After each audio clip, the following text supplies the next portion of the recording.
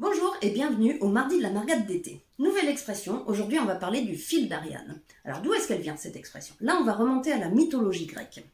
Donc on va parler d'abord de Minos et de Pasiphae. Minos c'est le roi de Crète. Pasiphae c'est sa femme. Bon, sa femme un jour elle tombe amoureuse d'un taureau. Ok. Donc elle va avoir un enfant avec ce taureau et donc c'est un homme à tête de taureau.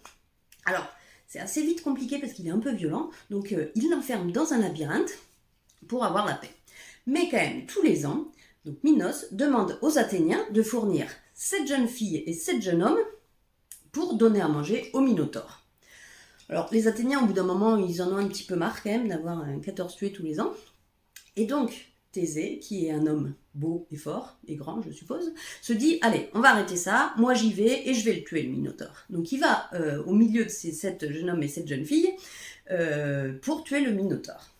Donc, heureusement, Ariane, la fille de Minos, tombe amoureuse de Thésée juste avant qu'il aille dans le labyrinthe. Et donc elle lui donne un poignard pour tuer le Minotaure et un fil. Et ce fil, il doit l'attacher à l'entrée du labyrinthe et le dérouler au fur et à mesure pour pouvoir retrouver son chemin en rentrant. Donc bien sûr, Thésée tue le Minotaure, réussit à sortir du labyrinthe et devient un héros. Et c'est de là que vient l'expression un fil d'Ariane qui sert à se sortir d'une situation inextricable.